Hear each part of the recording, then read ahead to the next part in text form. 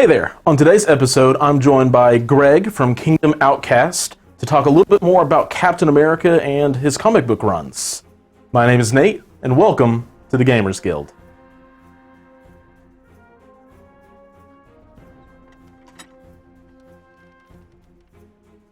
So, today I'm joined by Greg from Kingdom Outcast, who is far more knowledgeable about comics than I am. And I'm just really excited to have him on and get to hear some of your insights and knowledge. Absolutely. Cool. So to start, now Captain America is probably one of the better known characters we're going to get to talk about, but why is he so important? Well, he was America's first genetically modified super soldier from World War II. He set a tone not only in comic books but in pop culture that ordinary men could be heroes and the savior of the day and of life.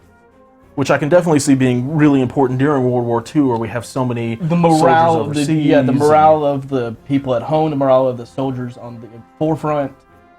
They needed that character and that person that could take over and consume pop culture, that anyone could be that guy. Yeah, absolutely. Who could save the day. So, and that's what Captain America did for the troops and for people at home. Yeah, absolutely. And of course, he's also known as the first Avenger, especially after it was coined for his movie. Right. Also is very often the leader of the group. Not always, but more times than not seems to be the main guy of the group. Right. So, thankfully I do know some things about Captain America because I am able to use the power of Google to just do some research on the facts. Information at your fingertips. Yeah. So the character was introduced originally in December of 1940, about a year into World War II. And somewhat scarily, it was about a year before Pearl Harbor as well. Right. But even now, the iconic image of Captain America punching the Nazi leader Hitler in the face sold more than 1 million copies. And deservedly so, really. Yeah. A little over a decade later, Captain America and his comic were canceled in 1954 because of the decline of the superhero genre after World War II. It was not that it wasn't needed, it just people went back to their regular lives and the superhero genre just kind of fell off the wayside. Yep, it was a lot more about the funny, right? Absolutely, the comic-y comics. Yes, absolutely. What you see as comic strips, Archie, stuff like that, really came to the forefront, and the superhero stuff was for children and just kind of fell off the wayside. Yep. However, it wasn't too long until he was revived by the Avengers 10 years later in Avengers number 4. And ever since, he's been a really large part of the Marvel comic universe. And they say the first Avenger, really, he was the fourth. 6? I don't know, depends on how far you really want to go into it. Ant-Man, Wasp, right. Iron Man, right. Hulk, yeah. Thor. Yep, okay, yeah. Cap. Yeah, more like the sixth Avenger. This probably won't make it into the cut anyway. Yeah. So that gives us a general history of Captain America. I want to talk a little bit about some of the major events that he's been a part of, at least recently, that have kind of helped get the character to the forefront. Right. For me, the one that stood out to me the most was by far and away Civil War.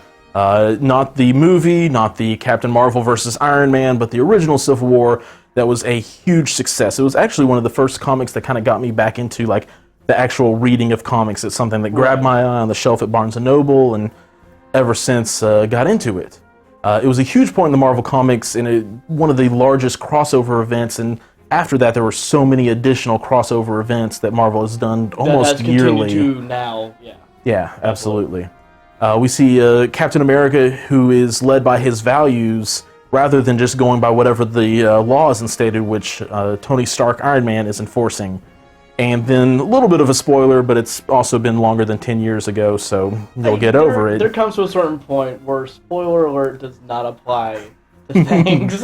Yep. At the end of Civil War, Captain America does end up listening to the people, not a hero, not a government, but the people of America, who ended up fearing him for being a rebel against Iron Man and their cause. Captain America surrenders and then is later assassinated.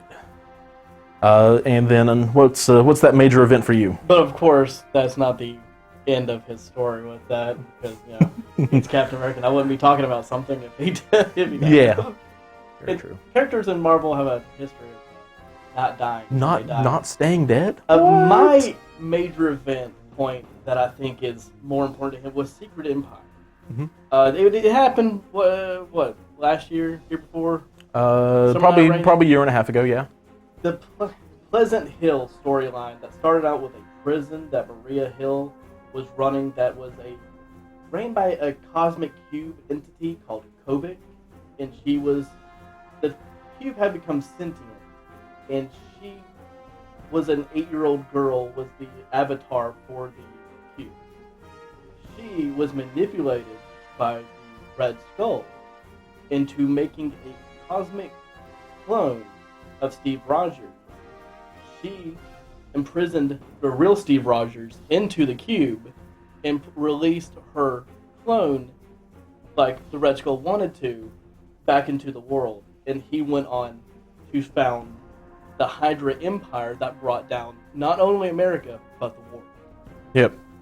Definitely one of the seemingly weirder offshoots. Right. But definitely also one of the more recent comics that Yes. has had a lasting impact on multiple characters and the world. Absolutely. Eventually, Kobik realizes her ways and releases Steve Rogers after he pleads to her to release him back into the real world. And he helps the surviving very few superheroes set things right and defeat the Hydra Supreme, which was the fake Steve Rogers. And that's where he is now, his reputation and his legacy has been tarnished by the world who saw his face as the Hydra Supreme. Mm-hmm. And so now he's living with the guilt of people, of knowing that people think he is an evil person and a murderer. Yep. Which kind of leads into the next segment of what's been going on with Captain America recently. And since Secret Empire just ended recently, and Captain America got a new run start in 2018. Yes. What kind of is the beginning of that? It is him traveling the world, not the world, but America, on his motorcycle, trying to just help the average person as he goes along, traveling the cornfields of America, trying to help see how people are living and have them see him helping them solve their issues.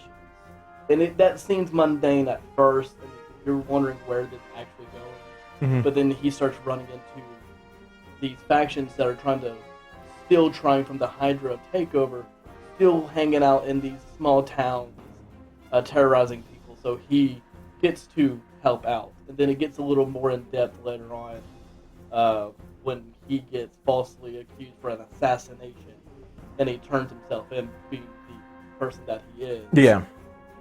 Knowing that he couldn't go on the run forever, turns himself in, and that's where we kind of are at that moment. Yep. We do have a couple suggestions if you're wanting to get into reading some comics yourself to get to know these characters better. My personal recommendation would be the introduction of the Winter Soldier in the Captain America run from 2004.